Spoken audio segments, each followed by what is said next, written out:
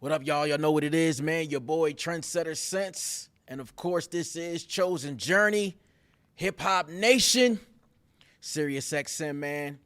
Got a giant pioneer, groundbreaker. I mean, the list, the trendsetter. The list goes on and on, man. Grammy Award winning, motivational speaker, podcaster, rapper, executive, entrepreneur, the one and only, the legend, Lecrae. What's up, my brother? Undrafted free agent. Undrafted? You know what I'm saying? They ain't picked me up yet. Football, basketball, pick one. I'm out here. That was the first love, man. The first love. Yeah. Did you know that you were going to be doing music when in your athlete days? You know what? I love doing music. I didn't know how I wanted to, but my first love was really acting. I wanted to be an actor. Really? Yeah, I used to watch movies and be like, oh, I want to do that. I watched The Matrix and I was like, I'm going to be Neo. And that's what I wanted to do first until I learned how much work acting is. Acting is a lot of work. It's too much work for me. Too much time? Yeah, just standing around and doing shots all day long. Like, it was a lot of work. So then my second love was producing. I wanted to be Pharrell and produce. And then I couldn't find people to rap over my beats that I like, so I just rapped over them myself. And that's how it started. That's how it started. Do you still produce to this day? Yeah, oh yeah. But I mean more so like Diddy. Ooh, can I say that word? I can't say it. You said it. I said it. More like Sean Sean Combs. Okay, there you go. Produced. Yeah. But I'll stand over people's shoulders and just be like, yo, do this, flip that. Add some of this. Yo, cut that out and bring this in. I do more of it over the shoulders of somebody now. Yeah. Man, let's talk about Reach Records, man. Yeah. And, you know, you being a big bro and, you know, pouring into younger artists. Yeah. How do you identify, like, the ones that you feel like you can really gravitate to and your spirits align? Yeah, I mean, for me, the first thing that's going to stand out is the talent, you know, obviously, because it's like, are you good at your craft? And because if you're good at your craft, then it's like, okay, we got something to work with artistically. The second thing is character. You know, are you gonna be a faithful, show up on time, be there consistently? Are you gonna be available to learn truth, to learn wisdom? Are you gonna be teachable? You know, can you listen to guidance? And so then it's character, and then from there, if those two kind of line up, then I feel like, man, you got something you can work with. Wow. Yeah. So let's dive into, you know, what's going on right now. Most recently, yourself and Miles Minnick graced the stage, Rolling Loud. Yeah. Major impact. Man. Talk about it, man. California. Somebody, you know, I don't know who did it exactly, but somebody was responsible for like deciding that Christian hip hop needed to be on Rolling Loud. And so I don't know whoever had that brilliant idea or who's like behind that, but somebody, you know, I don't know who God used. I actually know who it is. You know who did that? Yes, I do. Who did that? I play a little bit of a role in Oh, there. word? Yes. So it's oh, you being funny? Yeah. I'm messing with you, man. Nah, but you know, you paved the way. You open up a door. And I think that's one of the beauties of it is just people seeing like, man, like, is there an opportunity here, you know, to let young artists do their thing? And Miles is somebody that I've seen from afar consistently over the years. I like his energy. You know, there's always something when I see young artists who are driven and passionate. I'm like, how can I help them? How can I help them relationally, you know, spiritually, and musically? How can I help? So that's really how it started. And it's just like, man, I spent a lot of time on the West Coast growing up. He's from the West Coast, so I wanted to do some music like that, and it was like the perfect layup. It made sense. Yeah. And then we got Heaven Sent. Heaven Sent, man. Yeah. We did Heaven Sent. We collaborated and created that record, which we, you know, got to debut at Rolling Loud, which was a moment, man. Crazy. A viral moment. And the audience was rocking, man. It went viral on the internet, and the song is doing its thing. Yeah. You know what I'm saying? And so it was fun. It was fun to put together. Who invented the dance step that you and Miles are doing? Oh, the little Smeeze? Yeah, that's a Bay Area legendary, you know what I'm saying, thing. You Yeah. know, Smeeze, it's just you know, that's what we do, man. We take aspects of culture and we merge it. You know what I'm saying? So faith and culture collide. That's really what happens. Faith and culture collide. Yeah, man.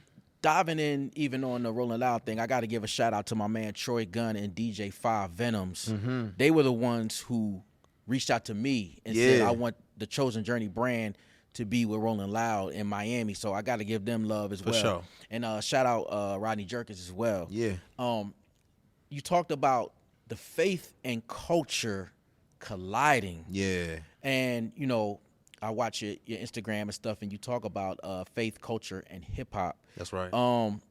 Tell me about faith and culture colliding and, you know, being a pioneer and an instrumental in elevating the platform of that, man.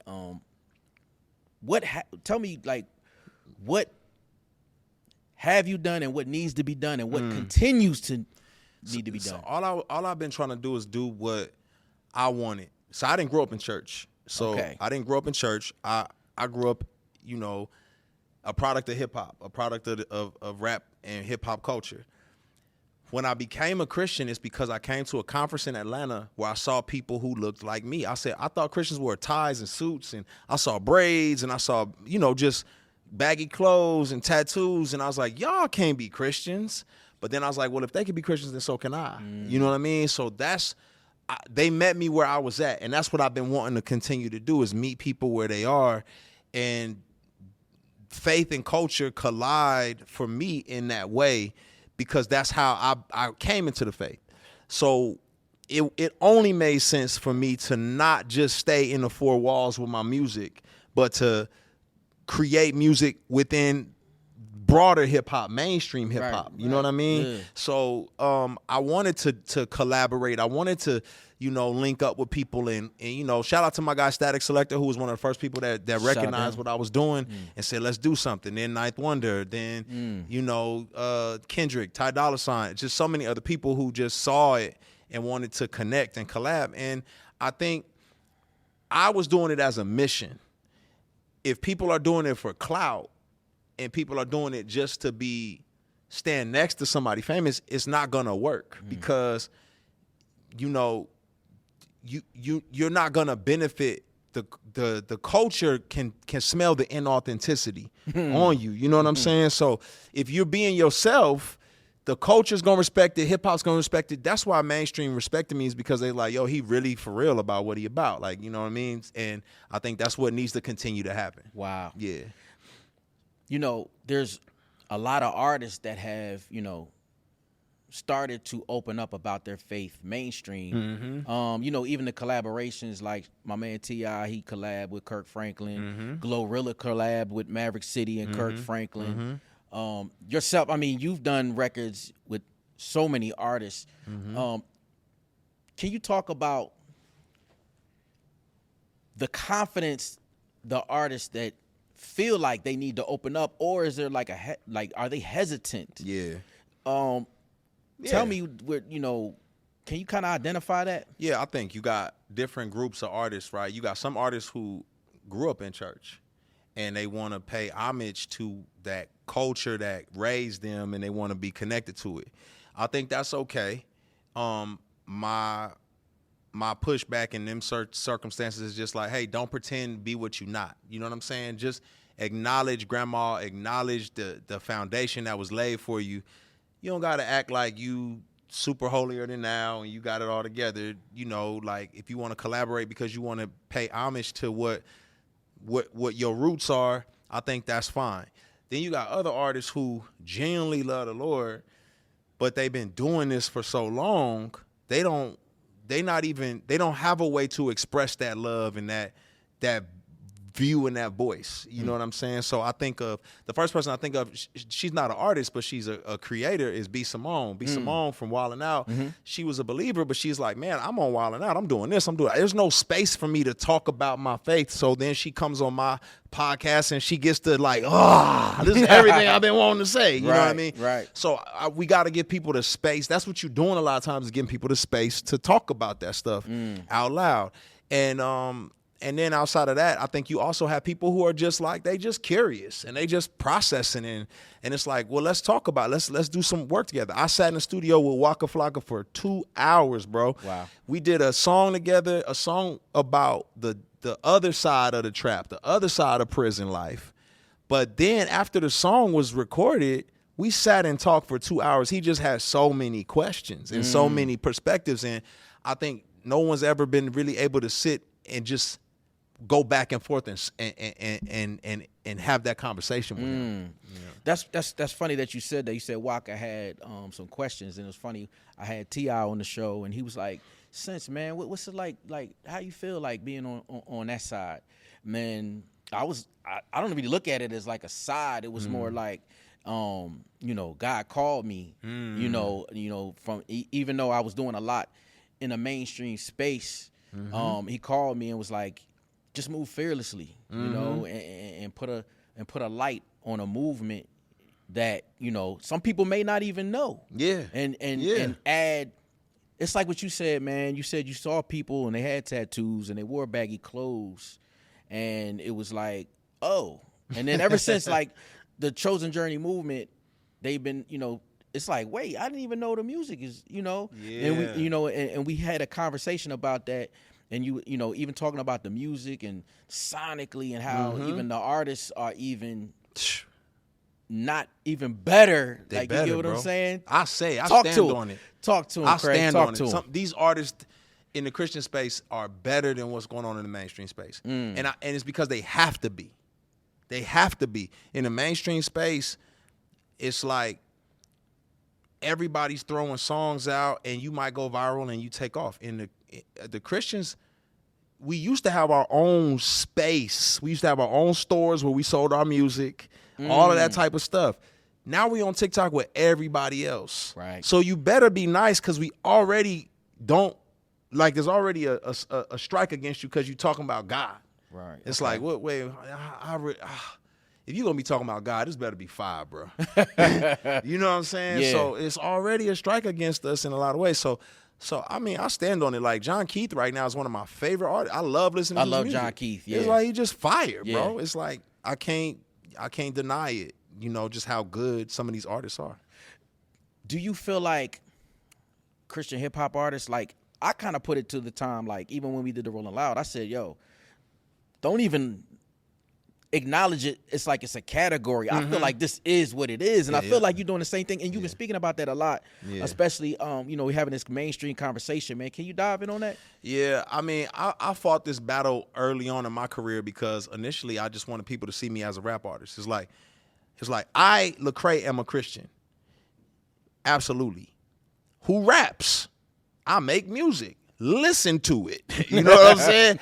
Because as soon as you say it's Christian rap, back then anyway, people would be like, I'm good on that.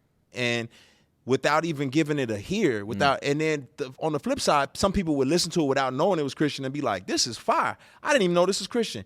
Offset DM me one time. He was like, bro, I listened to the joint you got with Zaytoven. I didn't even know that was gospel in terms of the sound. He said, till I started paying attention to the words, I didn't even know that was gospel. That was Christian content.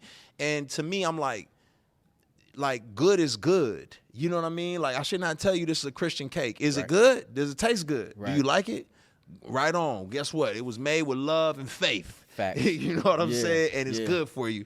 So, but if you want to say, man, I'm a Christian rapper, I do Christian hip hop, more power to you. I think just, move how you want to move. But in my mind, just make dope music and be everywhere like air. Yeah. How should you title it, like, in today's, where everything is transitioning? I think people going to title you. So you just get out there and do your thing. Let them come up with their titles. Okay, I got you. You know what I'm saying? Because some people need the titles to create some, like, understanding of what they're dealing with. But outside of that, it's like some people, it doesn't matter to them as long as the music is good.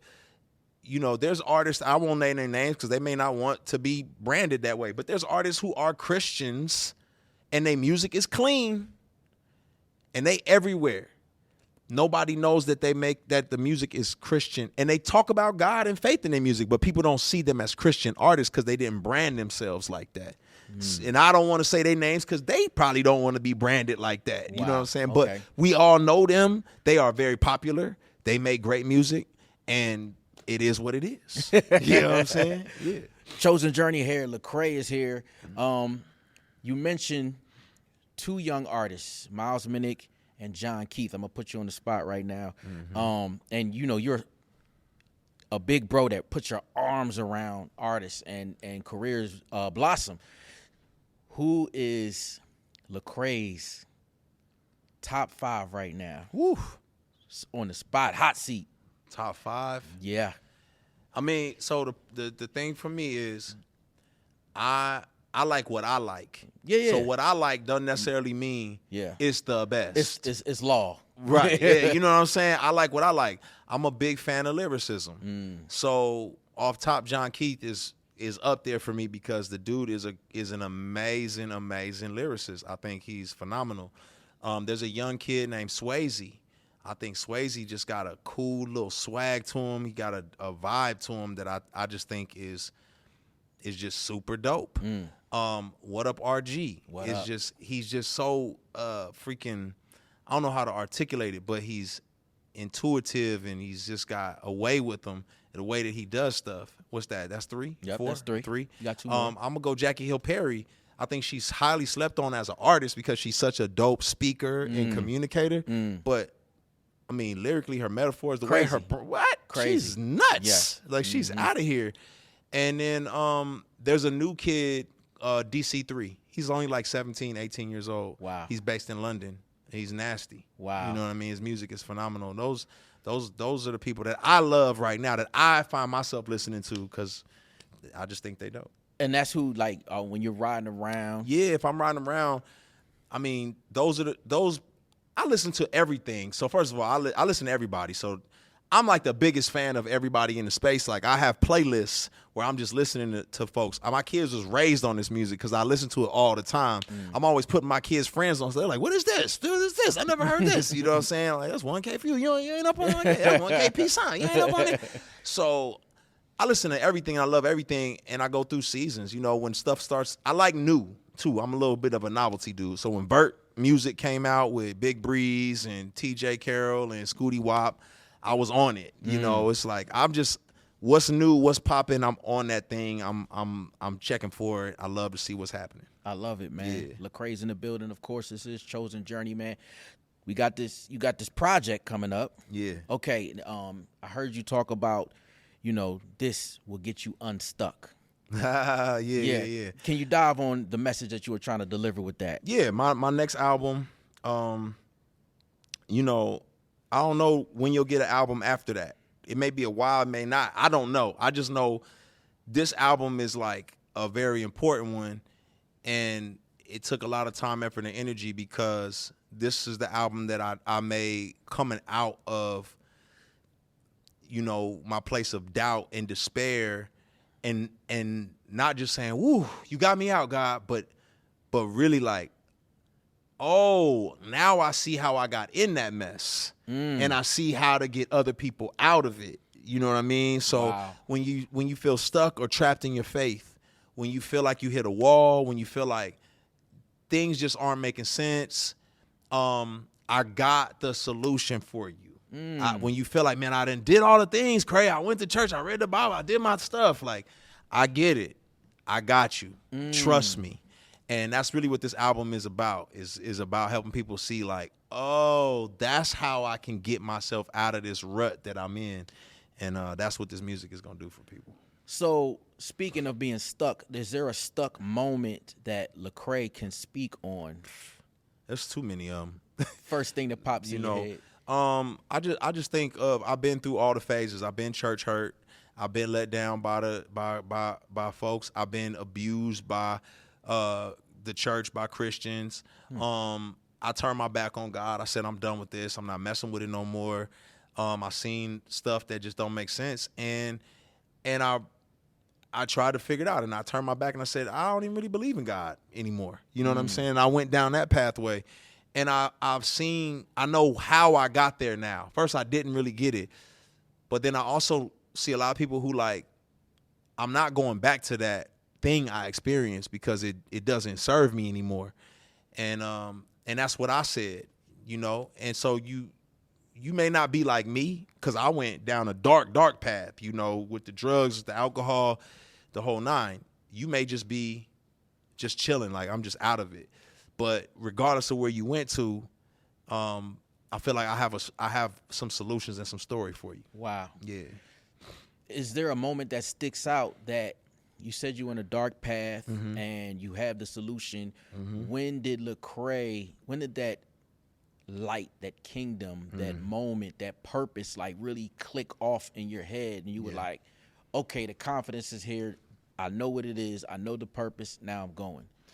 Yeah, I think it's steps, right? So when a baby's taking its first steps, when a baby falls, you don't say, "You stupid baby." You know what I'm saying? But that's typically what we do to each other. When we take a step and we fall, we like, "You dumb.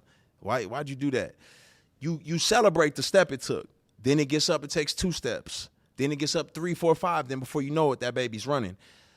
I think for me, one big step that I took that I can tell you about that I remember was, man, I was down real bad. And I was like trying to come back around and kept falling down. And I remember being on a trip with my wife, and I was like, we went to Egypt. Because I was like, I got to get out of America. I was blessed to do that. Everybody can't go to Egypt. You can go YouTube, though. But I went to Egypt, and I'm in Egypt with my wife, bro. I'm like, man, I went to see the pyramids and everything? Went to see the pyramids, everything. Because I'm trying to figure out what's real, what's going on in life. Okay. You feel what I'm saying? Yeah. So I get out there, and I'm not really fooling with this God thing, but I'm really willing to investigate. I'm trying to take a step. Wow. And we got this tour guide, and she's walking me through this ancient ruin, and there's stories and hieroglyphics, and she's like, this story is about the Pharaoh that let too many slaves go. And I said, oh, this is the one they based the Bible off of. Wow, that's crazy that you said that, because they were telling it from their perspective. Okay, go ahead. This is crazy. Not a respected Pharaoh. Like, she was like, he's not very respected in Egyptian culture because he let too many of the servants go. And I said, oh, this is what they based the Bible from. She was like, I don't know what you mean. I said, you know the story in the Bible? She's like, I've never read the Bible. I think she might have been, I don't know what is her that faith like was. Kemetism or? I don't know what she believed, Okay, but all she was like, I've never read the Bible. I don't know this story. Okay. I just know that this is the Pharaoh that let tons of slaves go, and he's not respected. And I said, okay, God. That's crazy. You're playing with me. I see what you're doing right now. And I was like, all right, something more is going on here. Then I got to wrestle with this a little bit in a different way. So that was the step that really, I remember after that, I was like, all right, let's keep going forward. You know what I mean? That's crazy, bro. Yeah, bro. It was wild. It was wild. Man, speaking of the pyramids, you've been hearing about this cylinder thing. Like, I don't know, it's conspiracy. I'm getting real Joe Rogan with it, but like, it's like these conspiracy where Mars?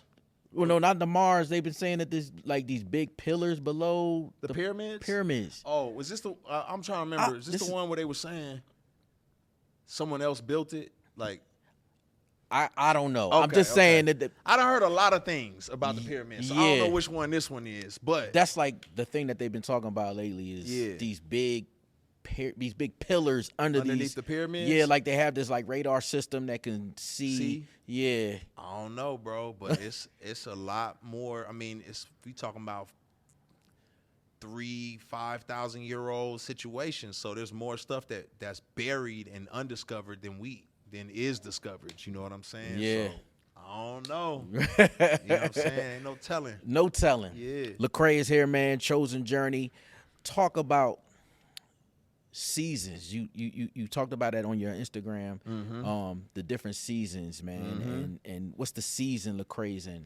Yeah, I always say, like, you know, in human beings' lives, you're gonna function in 2 distinct seasons, right? One season is gonna be where you functioning in fluid intelligence. One is crystallized intelligence.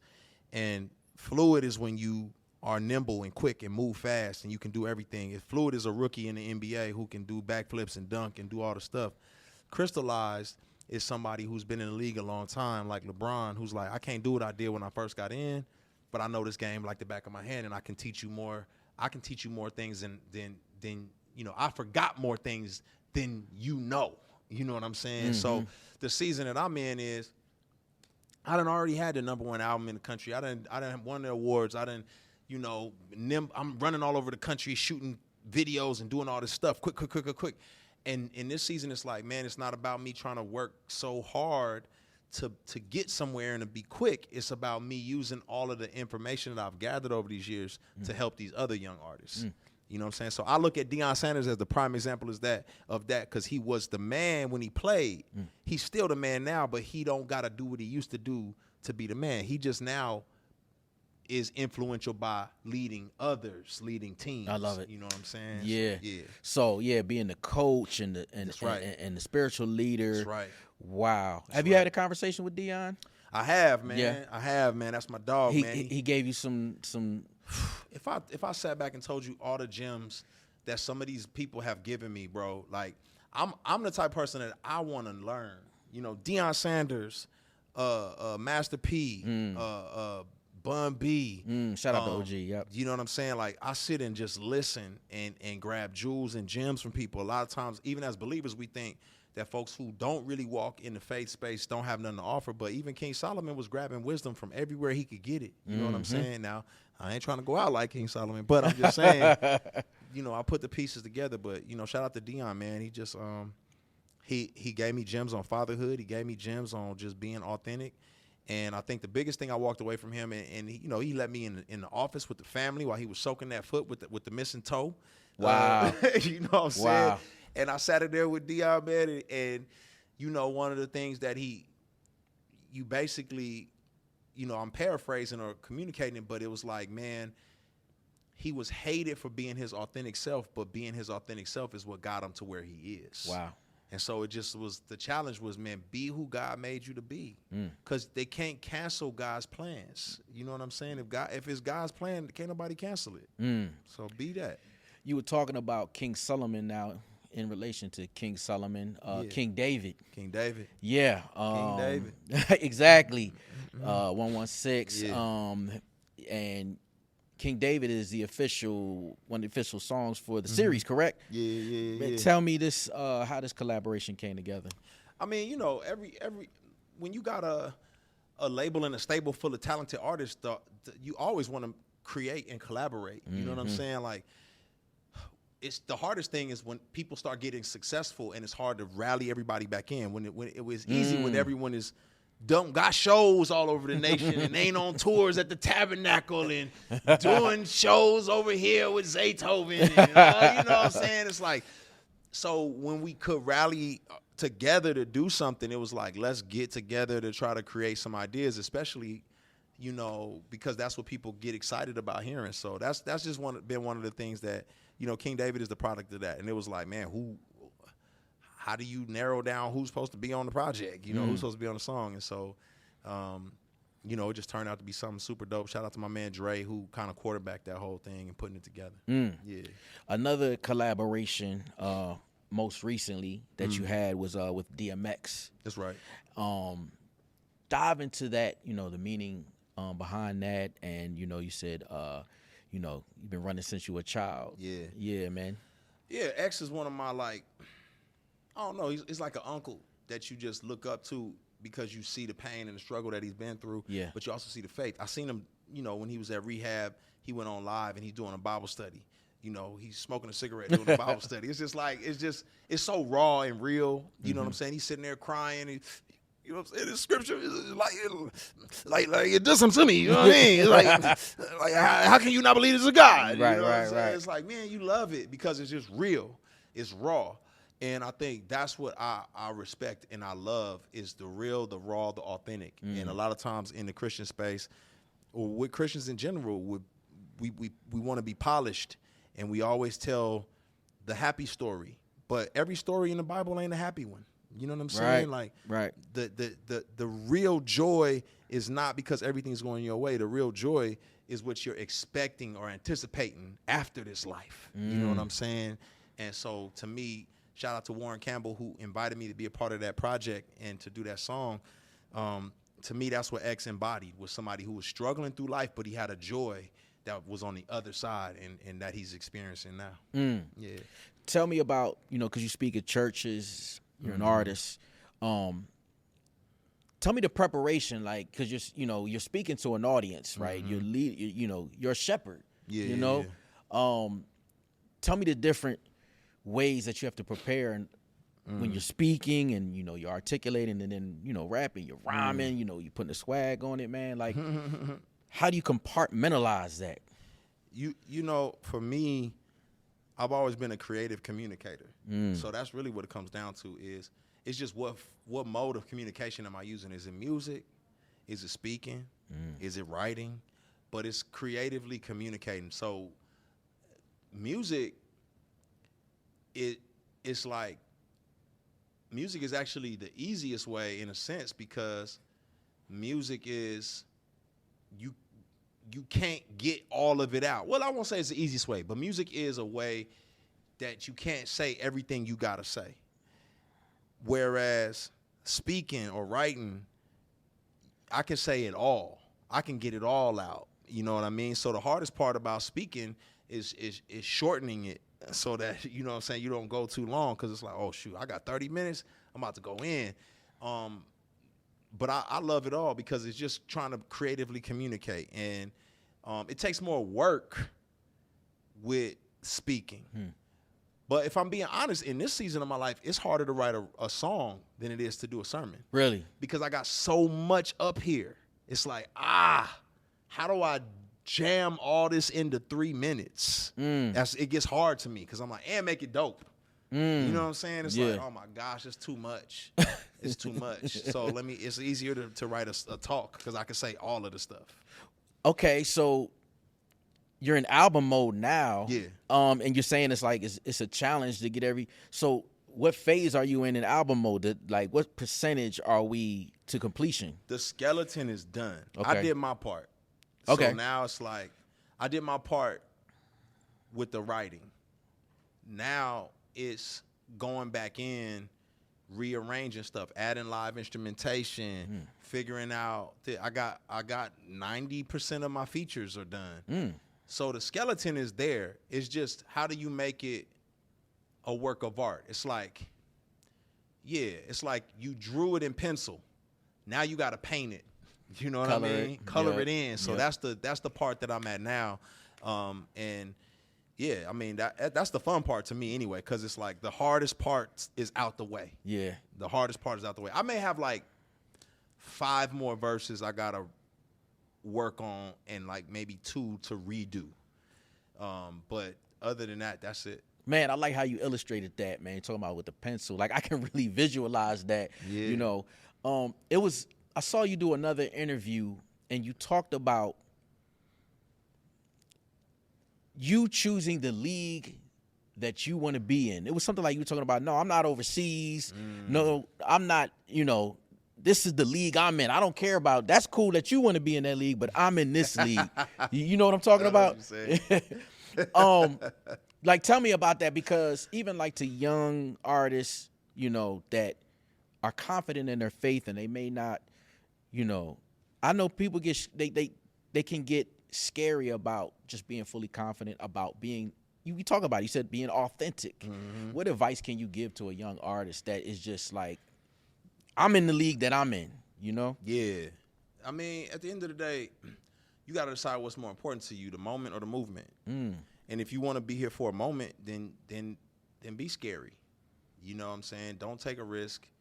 Don't work on your craft.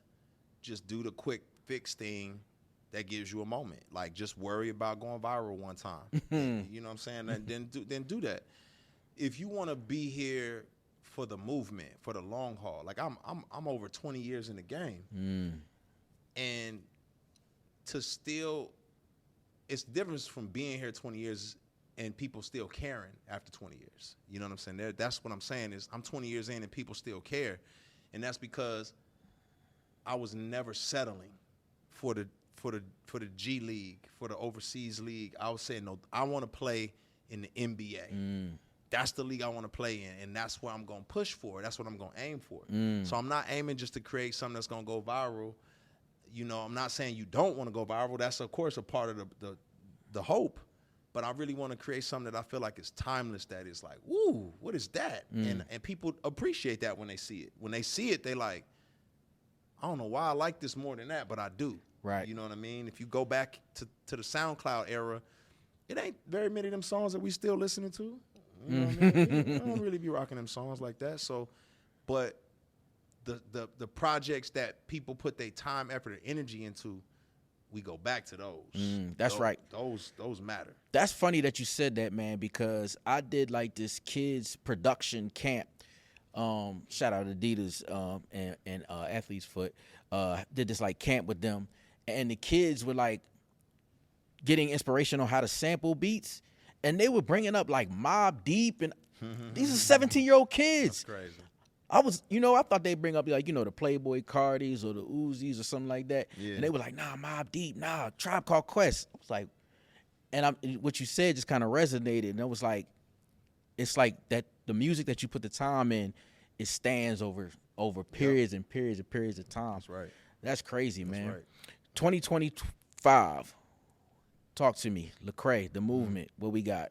I'm just gonna keep cooking. You know, I'm gonna cook till they say I can't, artistically, and then I'm gonna keep investing in artists. You know,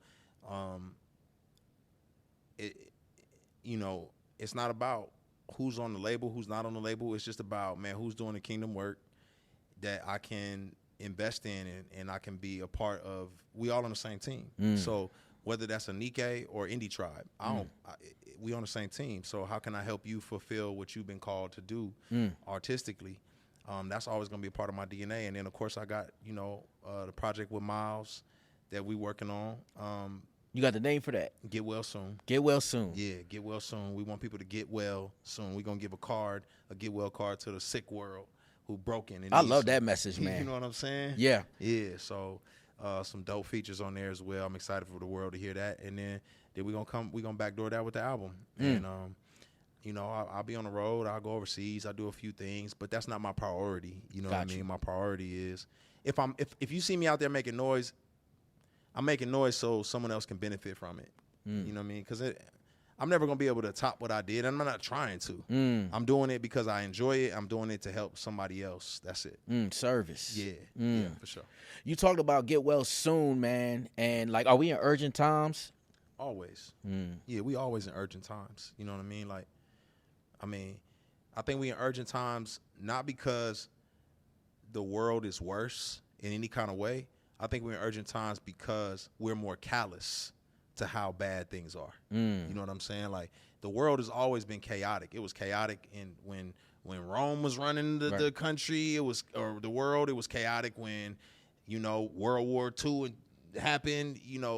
It's chaotic now, but now we're more callous to it because we scroll and see it every day.